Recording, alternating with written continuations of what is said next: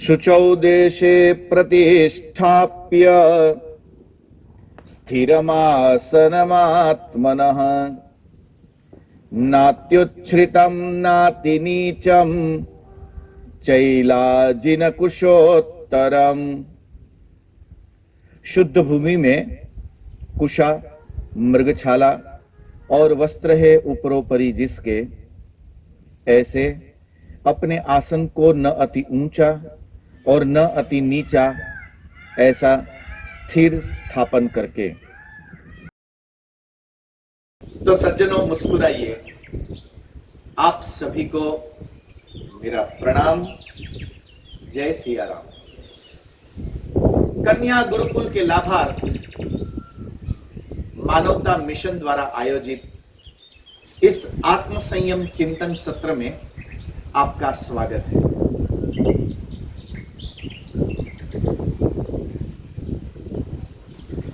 निर्धन परिवार के बालिकाओं के शिक्षा के विषय में संकल्प लेकर चल रही मानवता मिशन संस्था, उसको इस पवित्र कार्य में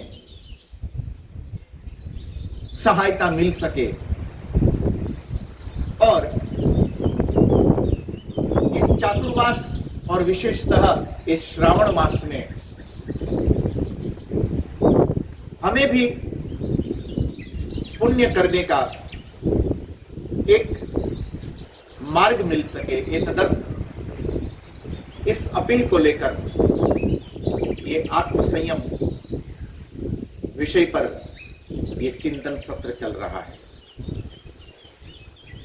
बड़ी सुखद बात है कि मानवता मिशन के इस संकल्प को पूरा करने के लिए आप सब लोगों के द्वारा खूब सहयोग दिया जा रहा है। ये तदर्थ जिन जिन लोगों का सहयोग मानवता मिशन को मिल रहा है, उन सभी को मानवता मिशन की ओर से साधुवाद, धन्यवाद। आइए चर्चा करते हैं। आत्म संयम की इस चिंतन यात्रा का आरंभ करते हैं। आत्म संयम के सिद्धांत के लिए हमारी यात्रा पहुंची है शुचौ देशे प्रतिष्ठाप्य स्थिरम आसनम उत्तमम। शुचिता का आवरण से आवृत, मन में एक पवित्रता लिए हुए, वासना जनित हमारे द्वारा ये उत्पन्न की गई इस भीड़ को बाहर से नहीं अपितु हमारे भीतर से इस भीड़ का निवारण करते हुए अपने हृदय की अंतर गुहा में, अपने हृदय मंदिर के गर्भगृह में भगवान शिव के सन्मुख एकांत में आत्मशक्ति का दीपक लगाकर उस उजाले में जहां पर शिवत्व और आपके बीच, मेरे बीच कोई फासला ही ना हो,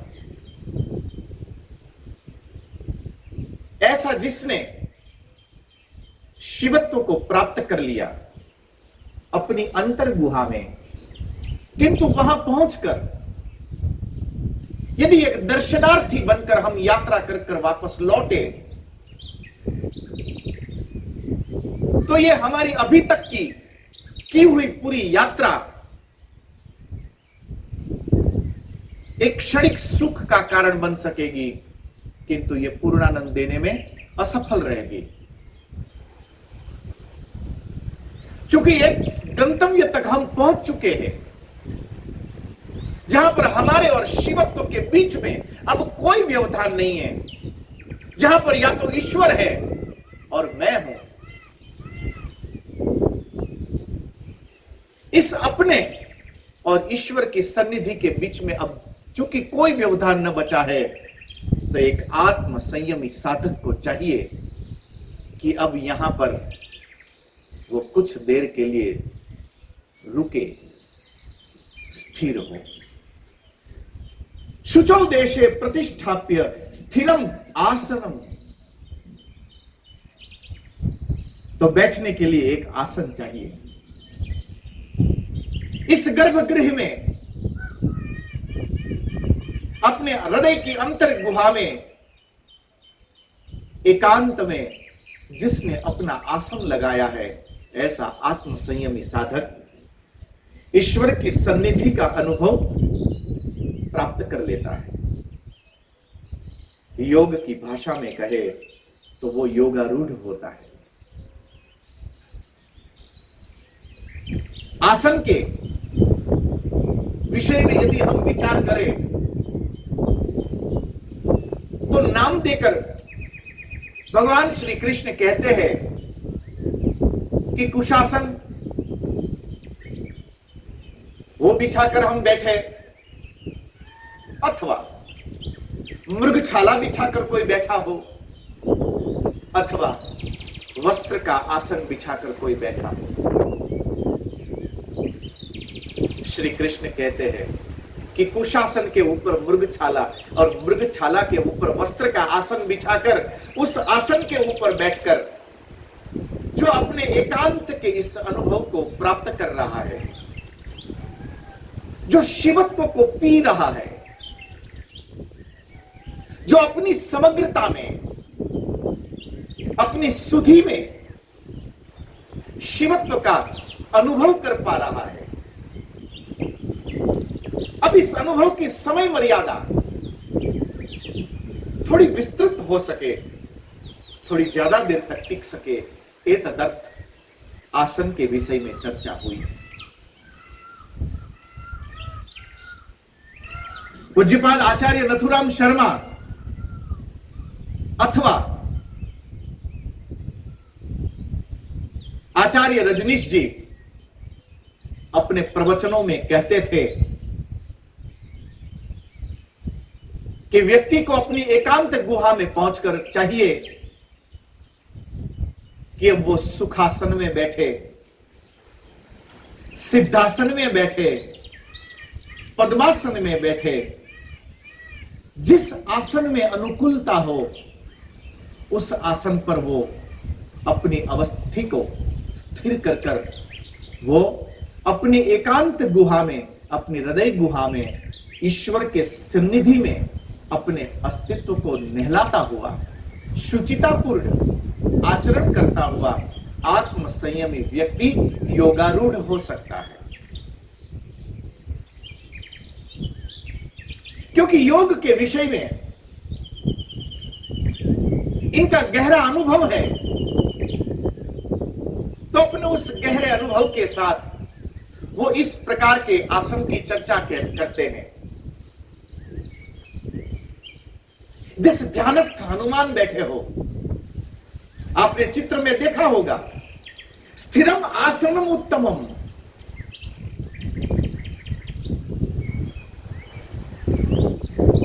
दोनों पैर की एड़ी को एकदम पीछे तक ले जाकर जिसने पालथी मारकर जो सीधे बैठा है, रीढ़ की हड्डी जिसकी एकदम कट्टार है, क्योंकि एक आसन में बैठा है। योग चित्त वृत्ति निरोध, पातंजलि योग सूत्र का यह सिद्धांत यहां पर पुनः स्मरण में लेने जैसा है कि जहां पर हमारी चित्त वृत्तियां एक अंतर गुहा की ओर यात्रा करता हुआ, जिसकी बाह्य प्रवृत्तियों का विराम हो चुका है, उसका निरोध हो सका है, और अपनी समस्त चित्त वृत्तियों को जिसने अपने हृदय की अंतर गुहा में स्थापित करके जो परमात्मा की उपस्थिति का अनुभव कर सका, ऐसा आत्म संयमी साधक जैसे ध्यानस्थ हनुमान प्रभु श्री राम के ध्यान में स्थिरम आसनम उत्तमम, अपने सिद्धासन में बैठकर स्थिर होकर जैसे ही हम बैठते हैं, तो इस प्रकार बैठना योग की विधा बताती है कि इस प्रकार बैठने भर मात्र से मन के अंदर के कुत्सित विचार अब दूर भागने लगते हैं, क्योंकि योग का उपाय ही है योग चित्त वृत्ति निरोधः, जो चित्त वृत्तियों का शमन करके अपने हृदय की अंतर गुहा के एकांत की ओर जो यात्रा सुखद रूप से कर सके, ऐसी विधा अर्थात योग।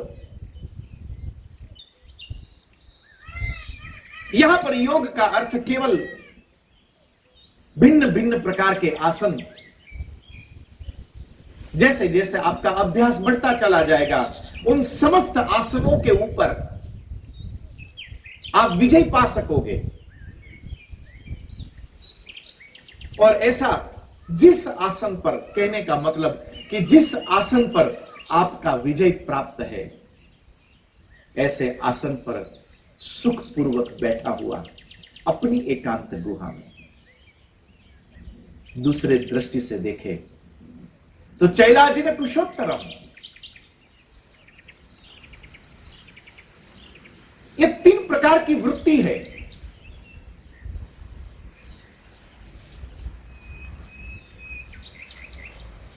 ब्राह्मण वृत्ति, क्षत्रिय वृत्ति और वैश्य वृत्ति, और इसी वृत्तियों का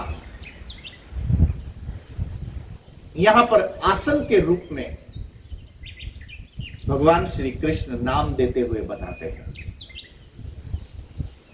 कुशासन ब्राह्मण वृत्ति,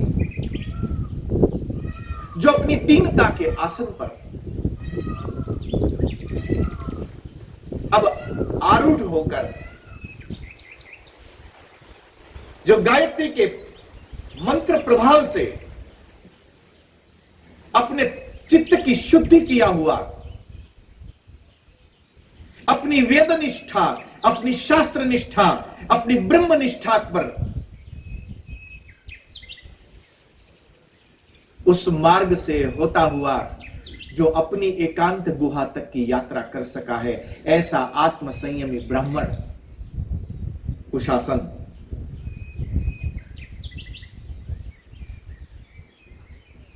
क्षत्रिय वृत्ति का प्रतिनिधित्व करता है मृगछाला। मृगछाला हो, व्याघ्र चर्म हो, सिंहासन हो, यह भी एक वृत्ति है। जैसे मृग चंचल है, एक ऐसा क्षत्रिय जिसने चंचलता पर विजय हासिल कर लिया है। अब दूसरों की संपत्ति पर अपना अधिकार स्थापित करने की वृत्ति पर जिसने काबू पा लिया है, अथवा तो व्याघ्र चर्म पर जिसने अपनी हिंसक वृत्ति को अब शुचिता के साथ मिलाकर अपनी हिंसा को समाप्त कर जो महावीरत्व को उपलब्ध हो सका है, जो अब क्षमा की वृत्ति से आबद्ध हो सका है, ऐसा क्षमावान, ऐसा धैर्यवान क्षत्रिय मृगचर्म के आसन पर बैठा हुआ अथवा वस्त्र के आसन पर बैठा हुआ एक तीसरी वृत्ति, वणिक वृत्ति, जहां पर लोभ है, द्रव्य की प्राप्ति के लिए जिसने अब अपने लोभ को समाप्त कर दिया है, ऐसा ऐश्वर्यवान संपत्तिवान बहुत लोग मिलेंगे। जो जितना ज्यादा लोभी वो उतना ही ज्यादा संपत्तिवान बन सकता है, किंतु इस संसार में ऐसे संपत्तिवान लोग बहुत कम मिलेंगे जो संपत्तिवान होने के साथ साथ ऐश्वर्यवान भी हो, जिसने अपनी लोभ वृत्ति को अपनी शुचिता के कारण अपने काबू में, अपने वश में कर लिया है। ऐसा निर्लोभी वणिक जो अपनी मेहनत पर भरोसा करता हो और अपनी मेहनत से उपलब्ध धन द्रव्य और उन शक्तियों से जो समाज हित के लिए, दूसरों के कल्याण के लिए जो अग्रसर होकर खड़ा होने की हिम्मत रखता हो। बाकी ज्यादातर संपत्ति आती है तब यदि कोई शनि महाराज के नाम से डरा जाए तो थोड़ा द्रव्य जरूर जेब से निकल सकता है, किंतु लोभ इतना होता है कि जहां पर व्यक्ति की अपनी जिम्मेवारी खड़ी हो तब व्यक्ति अपनी गड्डी गिनता रहता है कि अरे मेरा खर्च हो जाएगा। जिसने अपने लोभ पर काबू पा लिया है, जिसने अपनी मेहनत से एक धागे को जोड़कर एक वस्त्र बुना, किंतु उस बुने हुए वस्त्र का आसन बनाकर, अर्थात उसके ऊपर अपना अधिकार, अपनी निर्लोभिता का अधिकार स्थापित करके जो ऐश्वर्यवान बना है, जिसने अपनी तीसरी वृत्ति को भी विजय प्राप्त कर लिया है। अथवा तो एक ऐसा आत्मसंयमी यात्री जिसने अपनी ब्रह्म विद्या के बल पर, जिसने गायत्री के बल पर अपनी अंतर गुहा तक की यात्रा की हो, जिसने क्षमा के द्वारा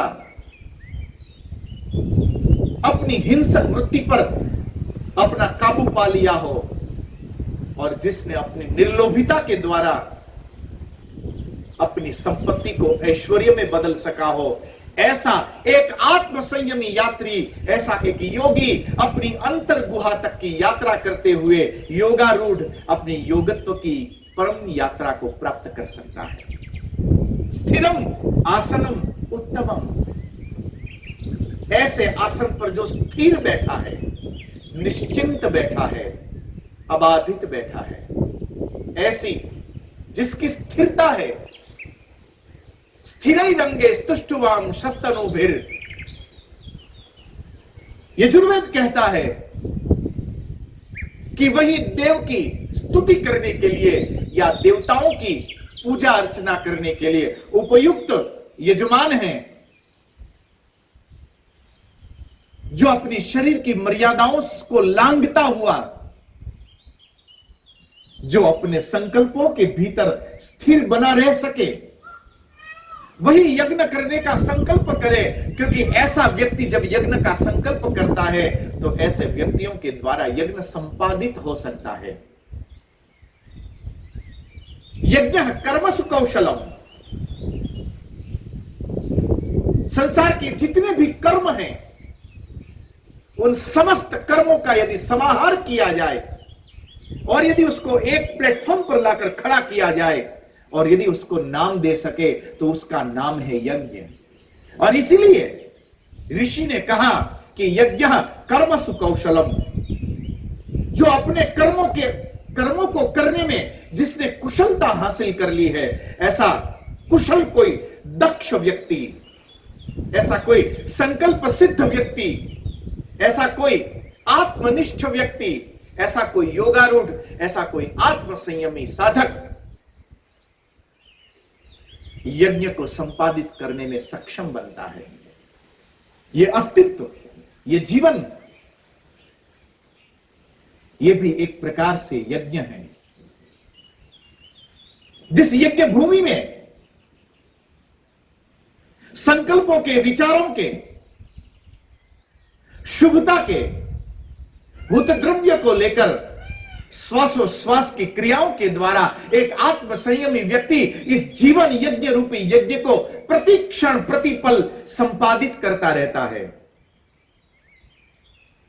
और जब इस जीवन रूपी यज्ञ में आहुति प्रदान की जाती है तो उस यज्ञ के प्रकाश में शिवत्व प्रकट होता है, एक शिव संकल्प प्रकट होता है और उस शिव संकल्प के भीतर अपने अस्तित्व को बनाए रखने के लिए स्थिरम आसनम उत्तमम, जो स्थिर बैठा है, जिसके बैठने में किसी प्रकार की कोई कष्ट बचा नहीं, क्योंकि यात्रा हमने प्रारंभ की थी कि जिसने अपने चित्त के भीतर से भीड़ को समाप्त कर लिया है, ये मेरा, ये पराया, जब तक ये मेरे और पराये की भीड़ हमारे चित्त के अंदर, मन के अंदर बनी रहेगी, तब तक चाहे हिमालय तक की यात्रा कर लो, वहां पर भी आप अकेले हो सकते हो, आप एकांत में नहीं हो सकते हो। ये अकेले होने की चर्चा नहीं है, ये एकांत में जाने की चर्चा है, जहां पर चित्त शांत हुआ है। जैसे ये चित्त शांत होगा, श्री कृष्ण कहते हैं कि चित्त के शांत होते ही व्यक्ति अपने हृदय की अंतर गुहा में प्रवेश कर सकेगा। क्या है वहां? उस अंतर गुहा में शिव विद्यमान है, इष्ट विद्यमान है, ईश्वर है, अनंत है, परमात्मा है, जो आपका अस्तित्व है। आपके सामने घटनाएं भले ही क्षणिक होती हो, ये पूरा संसार भले ही क्षणभंगुर हो, किंतु इसी क्षणभंगुर संसार के भीतर आप चैतन्यमय आत्मा हो। इसलिए आदि गुरु शंकर को कहना पड़ा, अपने अनुभव में उनको गाना पड़ा कि चिदानंद रूपः शिवोहम शिवोहम, वो चैतन्यमय, वो ऊर्जामय, वो व्यापक, वो अनादि, वो अनंत, जिसकी हम आराधना करते हैं, वही हमारा ईश्वर, वो परमात्मा कहीं और नहीं, आपके भीतर विद्यमान है।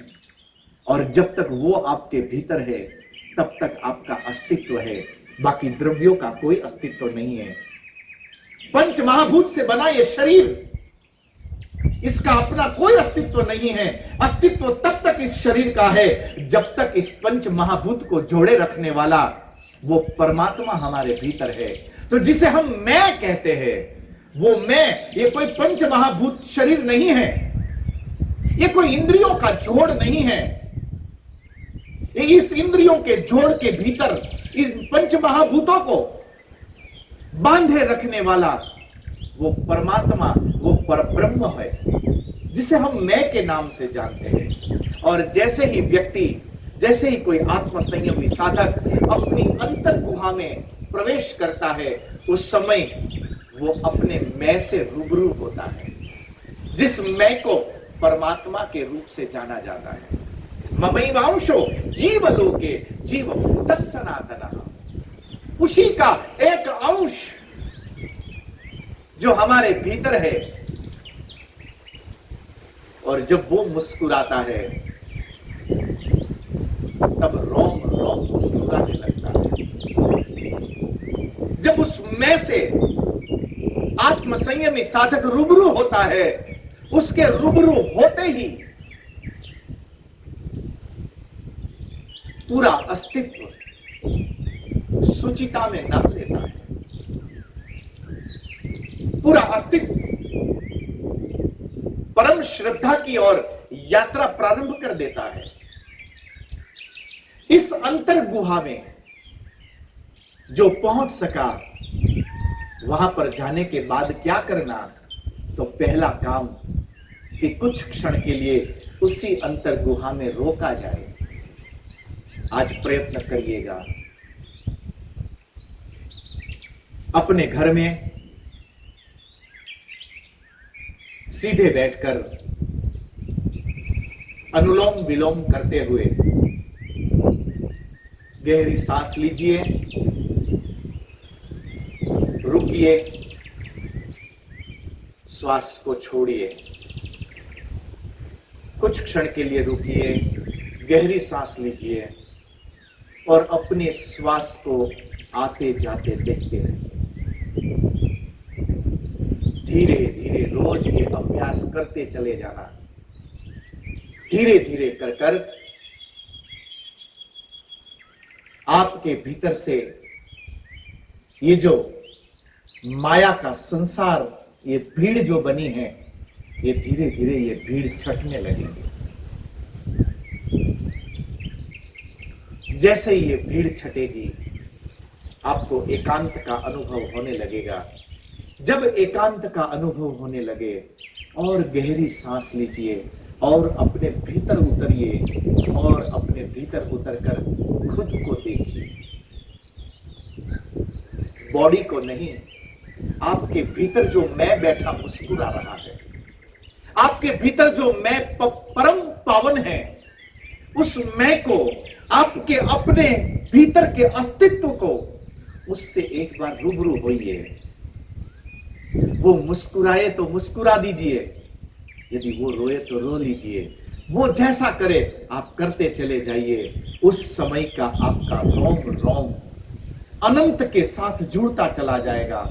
आपका एक छोटा सा अस्तित्व एक व्यापक ब्रह्म के साथ जुड़ता चला जाएगा और उस व्यापक ब्रह्म के साथ उसका जुड़ना और उसी अवस्था में कुछ क्षण के लिए बने रहना, ये बने रहने की विधा है आत्म संयम की विधा, ये बने रहने की विधा है योगारूढ़ होने की विधा।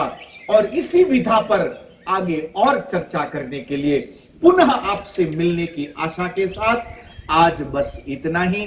आप सभी को मेरा प्रणाम। जय सिया राम। मुस्कुराते रहना।